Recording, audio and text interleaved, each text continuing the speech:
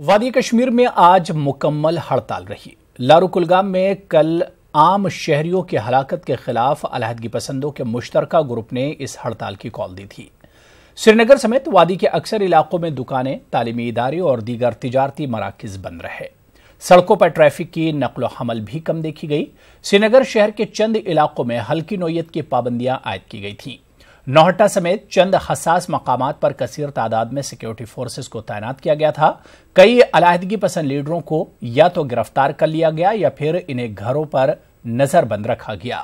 Hurriyat conference के दोनों ग्रुपों के चेयरमैन सैयद अली शाह गिलानी और मीरवाइज मौलवी मोहम्मद उमर फारूक को घर पर नजरबंद रखा गया। लारू वाकई के सियासी हलकों और समाजी तंजीमों की जानिब से शदीद अल्फाज में मजम्मत की जा रही है। उधर बानिहाल, किश्तवाड़ और डोडा समेत खित्ते चनाब के कई इलाकों में भी कुलगाम हलाकतों के खिलाफ हड़ताल रही। कश्मीर में रेल सर्विस भी मुअत्तल रही। लारू कुलगाम में कल पेश आए अलमनाक वाकई को लेकर पूरी वादी समेत जिला कुलगाम में भी मुकम्मल हड़ताल थी। तमाम कारोबारी इदारे बंद रहे जबकि गाड़ियां भी सड़कों से गायब रहीं। इस दौरान जिला इंतजामिया ने एहतियाती तौर पर दफा 144 नाफिज किया। जिले में सिक्योरिटी के सख्त बंदोबस्त किए गए थे ताकि कोई नाखुशगवार वाकया पेश न आए। कल पेश आए वाकये में हलाक होने वाले नौजवान जावेद अहमद साकिना मशीपुरा कुलगाम की तदफीन आज उनके आबाई इलाके में अमल में लाई गई और इन्हें पुरनम आंखों से सुपुर्द खाक किया गया। जिला इंतजामिया के मुताबिक लारू वाकये में हलाक हुए अफराद के लवाहिकीन को फीकस 1 लाख रुपये मंजूर किए गए हैं, जबकि जख्मी हुए अफराद में 10,000 रुपये की रकम तकसीम की जाएगी। डीसी कुलगाम ने न्यूज 18 उर्दू से बात करते हुए लोगों से कहा कि जब तक मौके वारदात की पूरी तरह तलाशी मुकम्मल नहीं की जाती तब तक वहां कोई भी न जाए। ये हमारी जो इतला है 7 अमवात वाक़ा हुई है। इस वाक़े में जिला इंतज़ामिया भी लोगों के साथ अफसोस करता है। इस मौके पर हम ताजत करते हैं उनको इस मौके पर। इसके अलावा जिला इंतज़ामिया ने लवाहिकीन के लिए 1-1 लाख फ़ी का जो अमवात हुई है सैंक्शन कर दिया है इसमें, और जो ज़ख्मी हुए हैं इस वाक़े में उनके लिए फ़ी का हमने 10,000 रुपये की इमदाद का जो ऐलान कर दिया है। नेज़ हमारी तरफ से ये जो है एडवाइजरी गई है लोगों को कि अभी इस मौके वारदात पे वो न जाएं, क्योंकि अभी वो पूरी तरह से सैनिटाइज नहीं हुआ है। जैसे ही सैनिटाइज हो जाएगा तो लोगों को इतला दी जाएगी कि वो रास्ते से जा सकते हैं। अभी फ़िलहाल उनको वहाँ से जाने की जो है एहतियात करना चाहिए। कुलगाम इनकाउंटर के बाद आम शहरियों की हलाकत के खिलाफ आज अनंतनाग जिले में भी मुकम्मल हड़ताल रही। इस दौरान कारोबारी और तालीमी इदारे बंद रहे। मामूल की जिंदगी मुतासिर रही। बानिहाल, बारामुला रेल सर्विस को भी बंद किया गया था। कस्बा अनंतनाग समेत तमाम हसास मकामात पर फोर्सेस की इजाफी तैनाती अमल में लाई गई। अमन व कानून की सूरत हाल को बहाल रखने की गरज से जम्मू श्रीनगर कौमी शाहराह समेत तमाम दीगर अहम शाहराहों पर सिक्योरिटी में इजाफा किया गया था। अवामी इत्तेहाद पार्टी के चेयरमैन इंजीनियर अब्दुल रशीद ने लारू कुलगाम इनकाउंटर में आम शहरियों की हलाकत के खिलाफ हंदवाड़ा में एक एहतजाजी रैली निकाली। रैली में लोगों की एक बड़ी तादाद ने शिरकत की। इंजीनियर रशीद ने आम शहरियों की हलाकत को एक बड़ा सानिहा करार दिया।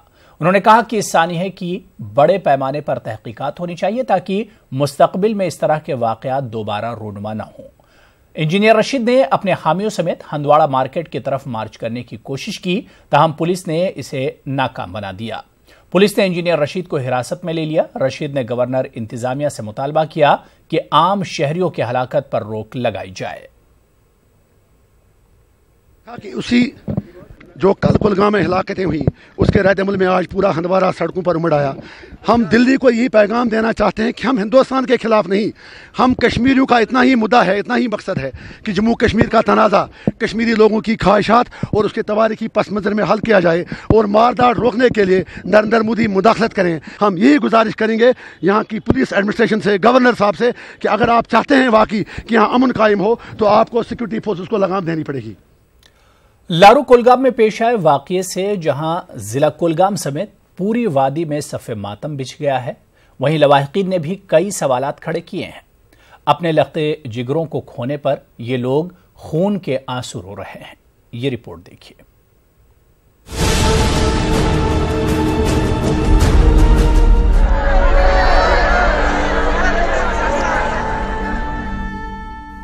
लारू कुलगाम में इतवार को हुए इनकाउंटर के बाद जो सानहा पेश आया वो काफी दिल दहलाने वाला था। उस हादसे ने कई कुंभों को झंझोड़ कर रख दिया है।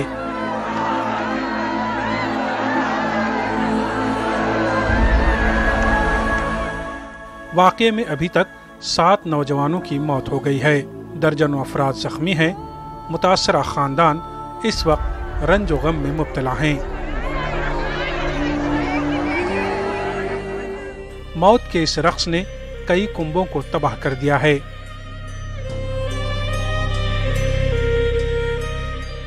लारू कुलगाम के तालिब मकबूल का आज ही BA फर्स्ट ईयर का इम्तिहान था।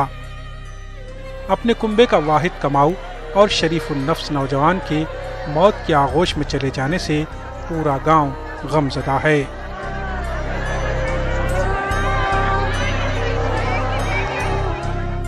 तालिब की मौत है, इसी ये सारा इलाका, ये हमारा गांव जो है पूरे सदमे में है, क्योंकि तालिब का बाप जो है वो इसकी 2 साल का था तालिब जब इसका बाप मर गया है। बच्चा रात दिन में मजदूरी करता था और रात को ये पढ़ता था, रात भर ये मेहनत करता था पढ़ाई के लिए। इस फर्स्ट ईयर का स्टूडेंट था।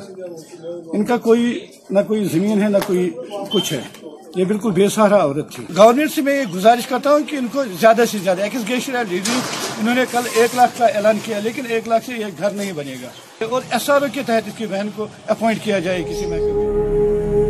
उधर मतीनुल इस्लाम नामी नौजवान का भी आज ही 12वीं जमात का इम्तिहान था। जाए वारदात के करीब में रिहाइश पजीर ये कमसिन नौजवान भी कल के वाक़ये में हलाक हो गया। इसकी हलाकत से अहले खाना पर गमों का पहाड़ टूट पड़ा है।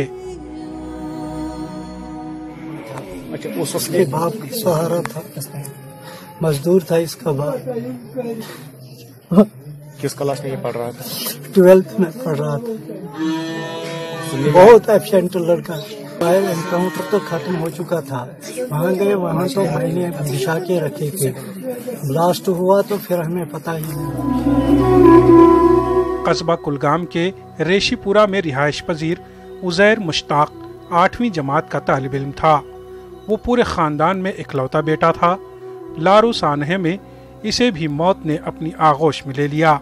इसका पूरा खानदान गमजदा है और इलाके में वाक़ये के बाद कोहराम मच गया है। सरकारी आदाद व शुमार के मुताबिक लारू सानहे में अभी तक 7 अफराद की मौत हो गई है।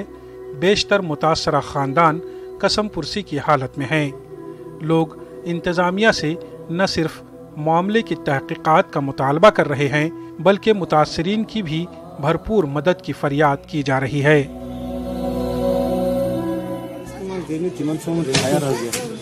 टारगेट फायर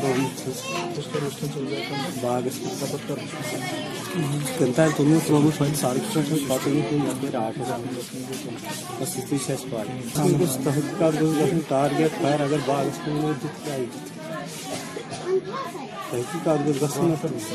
अगर लड़की चोर टारगेट।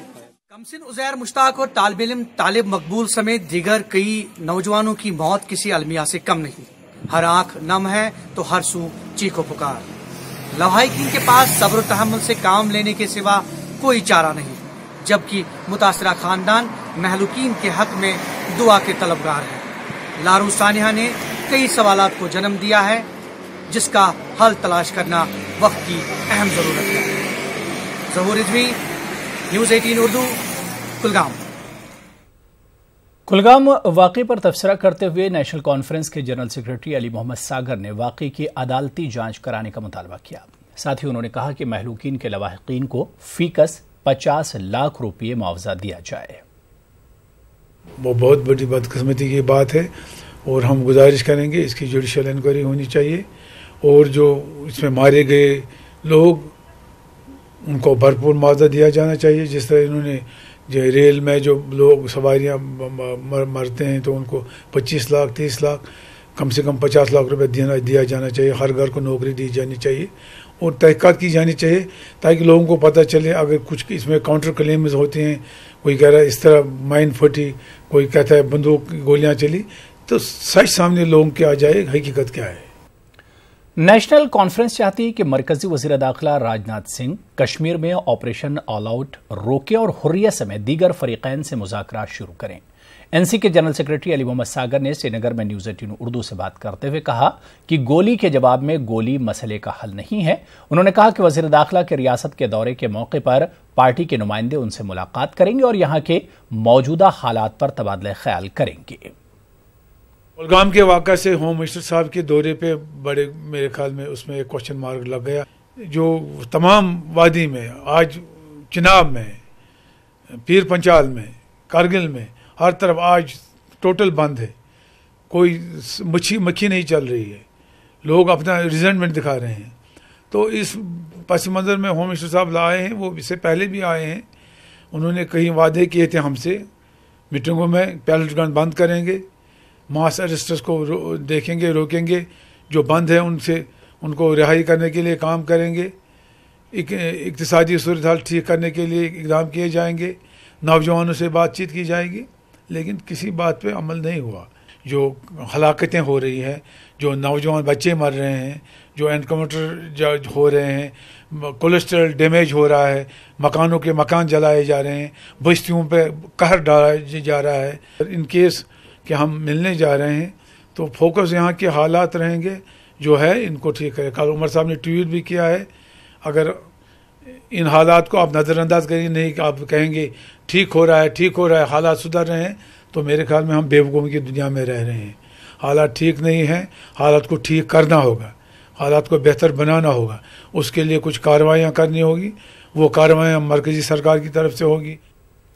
इस बीच लारू कुलगाम में कल हुए इनकाउंटर के दौरान हलाक किए गए मिलिटेंटों के कब्जे से भारी मिकदार में असलहा और गोला बारूद जब्त किया गया। कुलगाम पुलिस ने तफसीलात फराहम करते हुए बताया कि इनके कब्जे से एक AK-56 राइफल, मैगजीन, 2 चाइनीज पिस्तौल, UBGL और गोलियों के राउंड जब्त किए गए हैं। के मिडोरा इलाके में गुज़िश्ता रात मिलिटेंट हमले में शहीद हुए SSB जवान को आज श्रीनगर में खिराज अक़ीदत पेश किया गया। पुलिस, CRPF और SSB के सीनियर अफसरों ने शहीद जवान विजय कुमार को खिराज अक़ीदत पेश किया। DGP दिलबाग सिंह, ADGP मुनीर अहमद खान और IGP कश्मीर SP पानी भी इस मौके पर मौजूद थे। बाद में शहीद जवान के जस्द खाकी को इनके आबाई मकाम रवाना किया गया। SSB ज़राए के मुताबिक विजय कुमार एक बंकर में अपनी ड्यूटी अंजाम दे रहे थे। इसी दौरान मिलिटेंटों ने स्नाइपर राइफल से इनके सर पर गोली मारी थी। रात में करीब 8:15 साढ़े 8 के बीच में ये मोर्चे में इंसिडेंट हुआ, जब कोई स्नाइपिंग फायर या स्नाइपर फायर से गोली लगी थी। ये जवान अपने मोर्चे में ही ड्यूटी पर था, तैनात था, और गोली आके इसके सर में लगी। इलेक्शंस के लिए ये कंपनी डिप्लॉयड हुई थी, जो हम लोग के units different parts of the country में, वहाँ से आई थी ये कंपनी। उधर सुंदरबनी में कल दरअंदाजों के साथ एनकाउंटर में शहीद हुए जवान कौशल कुमार को उनके आबाई वतन राजौरी नौशहरा के डैंग में खिराज अक़ीदत पेश किया गया। पुलिस फौज के अफसरान, नौशहरा के रुकन असम्बली और BJP के रियासती सदर रविंदर रैना ने शहीद कौशल कुमार के जस्द खाकी पर गुलहाए अक़ीदत पेश किए। जबरदस्त जवाब देते हुए पाकिस्तान के 2 आतंकवादियों को मौत के घाट उतारा। पाकिस्तान की कोशिश थी कि आतंकवादियों की घुसपैठ कराकर भारतीय सीमा के अंदर जो है आतंकवादी घटनाओं को अंजाम दिया जाए, लेकिन भारतीय सेना के जांबाज वीर सैनिक हवलदार कौशल कुमार और उनके 2 साथियों ने पाकिस्तान की इस साजिश को विफल कर दिया और सीमा पर ही 2 पाकिस्तानी आतंकवादियों को मौत के घाट उतार दिया। इस एनकाउंटर में हवलदार कौशल कुमार और उनके 2 साथी शहीद हो गए, लेकिन पाकिस्तान की बड़ी साजिश को विफल कर दिया गया। पूरा देश हवलदार कौशल कुमार और उनके 2 जांबाज वीर शहीदों को पूरा देश नमन करता है। तो वहीं कौशल कुमार के गमजदा अरकान खानदान ने हुकूमत से मुतालबा किया है कि मिलिटेंटों के खिलाफ सख्त कार्रवाई की जाए। न्यूज़ 18 से बात करते हुए शहीद जवान कौशल की बेवा नरेश कुमारी ने वज़ीर-ए-आज़म नरेंद्र मोदी से अपील की कि मिलिटेंटों से सख्ती से निपटा जाए। उन्होंने मरकज और जम्मू कश्मीर हुकूमत से रियासत से मिलिटेंसी का खात्मा करने पर जोर दिया। नरेश कुमारी ने कहा कि इनके शौहर ने अपने वादे को पूरा किया और मुल्क के लिए अपनी जान की कुर्बानी दे दी है। कौशल की बेटी का कहना है कि इसके वालिद ने दिवाली पर घर आने का वादा किया था। कौशल पर अपने 5 अरकान खानदान की किफालत की जिम्मेदारी थी। अभी मैंने खाना खाना है, आप क्या कर रहे हो, बच्चे क्या कर रहे हैं, बच्चों को पढ़ने बिठाओ, बस इतनी बात की थी। फिर बोलते मैंने खाना खाना, थोड़ी रेस्ट करनी है। 3-4 बार बोला आज 21 हो गया, आज 21 हो गया। बस मैंने 20 के बाद बोला जब मेरे को भेजा तो मैंने आ जाना है। दिवाली पे उन्होंने कहा ना था बोलते करवा चौथ मना सका तो आऊंगा, नहीं तो दिवाली पर मैं घर आऊंगा। अब उन्होंने डॉक्यूमेंट लेने थे, बोलते टेंशन क्यों करते हो, मैंने 1 साल के बाद आ जाना घर, सही का बदला लिया जाए। बहुत ज्यादा जवाब देना चाहिए। कितने पहले भी बोलते हैं हमारी झुंड का कितना नुकसान किया है इन्होंने, उनको कोई जवाब नहीं मिला, इसलिए उनको कोई शर्म नहीं आई। जाओ मेरे साथ गोली मार दो। मेरे पापा अपने देश के लिए शहीद हुए हैं और देश के जवानों को मुंह तोड़ जवाब देना चाहिए। पढ़ो, मेहनत करो, फौज की नौकरी बहुत मुश्किल है। भैया को बोलते थे, मेरे को भी बोलते थे पढ़ो, मेहनत करो। मेरे पापा आर्मी में शहीद हो गए और हमें उन पर गर्व है। मैं भी बड़ा होके आर्मी ऑफिसर बनूंगा और पाकिस्तानियों को मुंह तोड़ जवाब दूंगा। बोल रहे थे कि पढ़कर बड़े होकर कोई ऑफिसर बनना, सिपाही की नौकरी मत करना। देश के प्रति फौज में जाके अपने देश के हक के लिए लड़ाई करनी, इनका पहले ही जज्बा था फौज में जाने का। हमारे जो इलाके को एक धक्का लगा है, एक हमारा भाई है वो चला गया देश के लिए खातिर, शहीद हुआ है लड़ते लड़ते। पाकिस्तान से लगने वाले हीरानगर सरहदी इलाके में आज सुबह फौज और पुलिस ने तलाशी कार्रवाई शुरू की। सरहद पार से दरअंदाजी के बारे में खुफिया इत्तलात मिलने के बाद हिफाजती अमले ने यह कार्रवाई की। इस दौरान पूरे इलाके की तलाशी की गई और इस बात का पता लगाने की कोशिश की गई कि आया इलाके में कोई मिलिटेंट मौजूद तो नहीं है। तलाशी कार्रवाई खेतों और जंगलाती इलाकों में अंजाम दी गई। गौरतलब है कि राजौरी के सुंदरबनी सेक्टर में कल ही दरअंदाजी की एक कोशिश को नाकाम बनाकर दरअंदाजों को हलाक किया गया था।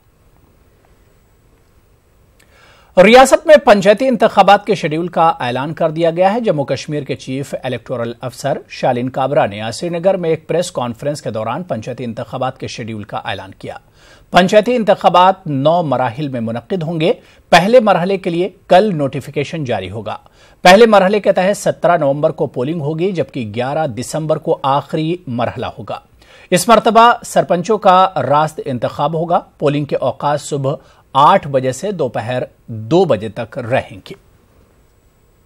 Number of electors for the Panchayat election are 58,54,208. So there has been increase in the number of electors who have been added in the Panchayat draft roll. There are 316 blocks. These 316 blocks have 4,483 Panchayat halkas. The number of Panch constituencies is 35,029. We are going to use ballot boxes and the ballot papers for the elections. There are going to be sarpanches as well as panches, because the sarpanch, which was not direct in January, by an amendment, the government has made the election of sarpanch also as direct. Those panchayat halkas or panch constituencies which are in areas which have seen early snowfall, or where we are also apprehending that there might be closure of the roads, etc., we have tried to put them in the first 2 phases or 3 phases at the most. And the effort would be there that well in time the polling parties, etc., would be there to make sure that absolutely no difficulty of any nature is faced by people. The hours of poll, if taken, would be 8 to 2. We would, as in the past, continue to have counting at the same time after the polling is over, when the ballot boxes are sealed. After that, after a gap, at a pre-notified time, and the counting will take place right there at the polling station. Postal ballots, which was introduced for the migrants for the municipal elections, will be there for the Panchayat elections also. The postal ballots will be, we have asked the relief department and facilitated the process where at 16 centers across the state, 7 in Kashmir Valley and other than Udhampur and Delhi, rest in Jammu province, where the forms will be collected for voting by way of a postal ballot. The post department has done a wonderful job in the municipal election. इस मौके पर chief electoral अफसर ने कहा कि बल्दियाती इंतखाबात की तरह ही पंचायती इंतखाबात में भी सिक्योरिटी के वसी इंतजामात किए जाएंगे। बल्दियाती इंतखाबात में खाली रह गई सीटों से मुतालिक एक सवाल के जवाब में सीईओ ने कहा कि पंचायती इंतखाबात के बाद वहां दोबारा इंतखाबात कराए जाएंगे। Measures to reassure the people about the security. In respect of municipal, you must have noticed there were about 3372 nominations which were filed, and 2,991 were found to be valid nominations. They were valid and then contesting. This is the number of contesting candidates. In fact, in case of Srinagar Municipal Corporation, the ratio of the contested wards, which was 66, the total number of candidates who were in fray was of the order of 4 to 4.2. In Jammu Municipal Corporation, if you look at the number of candidates which are there per ward was 6. In Srinagar it was 4.2, 4.5 or something like that. The point that I am trying to make is to say to not come to vote is a separate matter. But candidates have participated in big numbers in the municipal elections. एक कश्मीरी दिलेर नौजवान ने कई कीमती जानों को डूबने से बचाया है। जिला गांदरबल कंगन के बशीर अहमद की खिदमत और कारनामों का सरकारी सतह पर अभी तक मुनासिब एतराफ नहीं किया गया है। बशीर ने किसी भी स्विमिंग स्कूल से तरबियत नहीं पाई, लेकिन ठाठे मारते पानी के रेलों में उसके तैराकी की महारत की तमन्ना प्रोफेशनल स्विमर्स भी करते हैं। देखिए जावेद भट्ट की ये रिपोर्ट।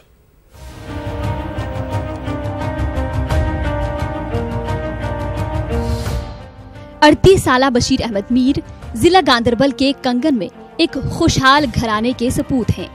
बशीर माहिराना तरीके से तैराकी की गैर मामूली सलाहियत रखते हैं। वो अपनी समाजी खिदमत के लिए भी पूरे गांदरबल में काफी मशहूर हैं। बशीर मीर ने साल 2008 में सियासी मैदान अमल में कदम रखा था, लेकिन लोगों की मदद और कुदरत के साथ अपनी उल्फत के शौक को उन्होंने जारी व सारी रखा। बशीर को खेलकूद से काफी दिलचस्पी है। बशीर अपनी गैर मामूली सलाहियतों को बरोएकार लाकर कई इंसानी जिंदगियों को बचा चुके हैं। दरियाए सिंध के अलावा लद्दाख की झीलों और नाले नदियों में तैराकी की इनकी इस सलाहियत हासिल करने के ख्वाब प्रोफेशनल स्विमर्स भी देखा करते हैं। बशीर अपनी पूरी जिंदगी में कभी भी कोई स्विमिंग स्कूल नहीं गए, लेकिन दरियाए सिंध के करीब इनकी रिहाइश इनके लिए एक बड़ी नेमत साबित हुई। जब भी टाइम मिलता है, अभी भी मैं लद्दाख में जाता हूँ। मैं यहाँ के जो हमारे जो लोकल नाले जो यहाँ से बहते हैं, जैसे नाले सिंध है, मेरे घर के करीब से बहता था, जहाँ से मैंने पहले ये स्विमिंग का आगाज़ किया, वहाँ से सीखा। आज मैं लद्दाख भी कभी कभी जाता हूँ, जैसे सिंधु है, मैं वहाँ पर भी स्विमिंग करना बहुत पसंद करता हूँ। 98 में मैं खुद करगिल में था और मुझे एक फ़ोन आया, उस वक्त मोबाइल नहीं चल रहे थे। वहाँ के पुलिस ने मुझे ढूंढा। एक लड़का फंसा था बीच दरिया में, जो यहाँ गनवन में फंसा था, जो 4 दिन वहाँ पर रहा। तो 4 दिन के बाद मैंने उसको वहाँ से निकाला, तो वहाँ से फिर यह आगाज़ हुआ। अच्छे तैराक होने के बावजूद बशीर किसी भी मुकाबले में शामिल नहीं हुए। बशीर ने डूब मरने वालों की लाशें निकालने का भी सवाब का काम अंजाम दिया है। रजाकाराना तौर पर बशीर ने राहत कारी के कामों में भी बिना किसी आलात के और किसी तरह की एहतियाती तदाबीर इख्तियार किए बगैर इंसानी जानें बचाईं। रेस्क्यू एजेंसियां, हुकूमत और फौज बशीर की खिदमत हासिल करती आ रही हैं। 2000 में हमने 4 आर्मी वाले बीच दरिया में फंसे थे, उनकी डेड बॉडीज फंसी थी। वो यहाँ एक ब्रिज क्रैश था टंगसर में, और उनकी डेड बॉडीज जो थी वो किसपारा में फंसी थी बीच दरिया में। तो उस वक्त मुझे आर्मी ने बुलाया था, मुझे याद है उन 4 को भी मैंने निकाला था। अब कितनों का बताऊंगा, मैंने तकरीबन, मेरे पास रिकॉर्ड है, तकरीबन 40 के करीब मैंने डेड बॉडी, या कंगन नाले सिंध जो है इसे फिश आउट करके दिया, या कंगन नाला जो है, या हमारा कॉगनल नाला जो वांगत से बहता है, उससे भी मैंने बहुत सारी डेड बॉडियाँ निकाली है। और मैंने 7 के करीब कम से कम रेस्क्यू भी किया है। परसों जब एक डेड बॉडी निकालनी चाहे तो मुझे वहाँ उन्होंने बताया था कि आप लाइफ जैकेट पहनो, ये लेकिन मैंने कभी पहना ही नहीं है। मुझे उसका तजुर्बा ही नहीं है कि लाइफ जैकेट पहना जाए तो इसमें स्विमिंग फिर कर सकते हैं नहीं। ताहम अलमिया ये है कि बशीर की मकबूलियत उनके जिला तक ही महदूद है। अच्छे कामों के लिए वो कई बार अपनी जान जोखिम में डाल चुके हैं। शुजात और बहादुरी के एवज दिए जाने वाले कौमी या रियासती सतह के अवार्डों के लिए बशीर का नाम कभी भी पेश नहीं किया गया। हालांकि वो ऐसे अवार्ड हासिल करने के लिए पूरी तरह से अहल हैं, लेकिन बशीर को इसका भी कोई अफसोस नहीं, क्योंकि कभी भी उन्हें अपना नाम कमाने और इनाम व इकराम हासिल करने का शौक नहीं रहा। वो सिर्फ अपने अजीजों को खो देने वालों की मदद करके इत्मीनान पाते हैं। मुझे कभी नहीं, मुझे बहुत सारी जगहों पर बड़े बड़े ऑफिसर्स ने बताया था कि बशीर आपको कभी कोई इनाम मिला? Nothing has happened, nothing. मैं कहता हूँ कि मेरे लिए सबसे बड़ा अवार्ड ये है कि मैं अपने इलाके में जहाँ पर भी जाता हूँ, कंगन या गांधरबल में, मुझे ये लोग इस नाम से जानते हैं कि बशीर मेरा एक बहुत अच्छा स्विमर है, एक बहुत बड़ा स्विमर है। तो गवर्नमेंट की तरफ से मुझे they didn't encourage me, they never nominate me for any award. आज तक मुझे लगता है कि किसी ने नोटिस नहीं किया या पता नहीं क्या हुआ, लेकिन आज तक कोई अवार्ड मुझे इसके लिए नहीं मिला। बशीर जैसे नौजवान मुल्क का असासा हैं। इनकी शुजात और बहादुरी को सलाम किया जाना चाहिए, ताकि खिदमत खल्क के तईं उनके जज्बात कभी मुतजलजल न हों और अपनी खिदमात के सिलसिले को जारी रख सकें। न्यूज़ 18 के लिए जावेद भट्ट की रिपोर्ट। बांडीपुरा के सरहदी इलाके गुरेज में आज से बाज़ाब्ता तौर पर रिलायंस जियो नेटवर्क ने काम करना शुरू किया। वाज़ेह है कि इलाके में मवासलाती निज़ाम न होने की वजह से न सिर्फ मकामी आबादी शदीद मुश्किलात से दो चार थी, जियो की जानिब से 4G सर्विस शुरू करने के बाद इलाके में सयाहती शोबे को भी एक नई जिहत मिलेगी।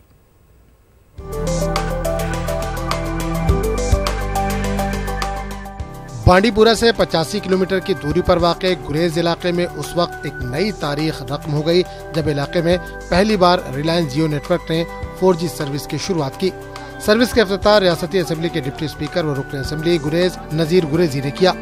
रियासत में जियो के सरबराह, इनकी टीम और SDM गुरेज भी मौजूद थे। गुरेज इलाका आज तक मुनासिब मवासलाती निज़ाम से महरूम था। इलाके में इंटरनेट की सहूलत भी न के बराबर थी। मवासलाती निज़ाम न होने की वजह से ये दूर दराज इलाका न सिर्फ शदीद मुश्किलात से दो चार था, बल्कि इलाके में आने वाले सयाह भी खुद को गैर महफूज तस्वुर करते थे। 4G सर्विस शुरू होने पर MLA गुरेज और मुकामी लोगों ने जियो टीम का शुक्रिया अदा किया। रिलायंस जियो का नेटवर्क यहाँ पे शुरू हो गया। इस नेटवर्क का जो है ज़्यादातर फायदा हमारे स्टूडेंट्स उठा सकते हैं अगर वो इस चीज़ का अच्छा यूज़ करें। साथ ही में हमारे जो यहाँ पे टूरिस्ट लोग जो यहाँ पे आएंगे, अब उनके लिए वो प्रॉब्लम खत्म हो गया। अक्सर वो शिकायत करते थे कि यहाँ पे नेटवर्क की बड़ी प्रॉब्लम रहती है। हम ये समझेंगे कि आगे जाके यहाँ का जो टूरिज्म सेक्टर है वो बूस्ट हो जाएगा। आखिरकार हम उन लोगों के काफ़ी शुक्रगुजार हैं जिनकी अंतक कोशिशों की वजह से ये जियो का जो नेटवर्क है यहाँ पे आज शुरू हो गया। पहली बार हिस्ट्री में इस दूर दराज इलाके में जो है जियो जो 4G स्टार्ट हुआ। मैं अपनी तरफ से जियो के जो हेड हैं इस मुल्क के, उनका शुक्रगुजार हूँ। साथ साथ जो नार्दर्न हेड हैं उनका शुक्रगुजार हूँ, और सबसे ज़्यादा मिस्टर शहजान और मिस्टर संदीप और इसकी टीम का जो है उनका बड़ा मशकूर हूँ कि उनकी काविशों की वजह से शायद पहली बार BSNL भी नहीं ला सकी अभी तक। मैं दाद देता हूँ जियो को कि जियो ने यहाँ पहली बार 4G का जो है वो दे दिया। वादरे के इलाके में जियो ने 3 टावर नस्ब किए हैं। बहुत जल्द पूरे गुरेज और दीगर इलाकों में मजीद टावर नस्ब किए जा रहे हैं ताकि पूरे इलाके को 4G सर्विस के दायरे में लाया जा सके। न्यूज़ 18 उर्दू के लिए बांडीपुरा से सईद की रिपोर्ट।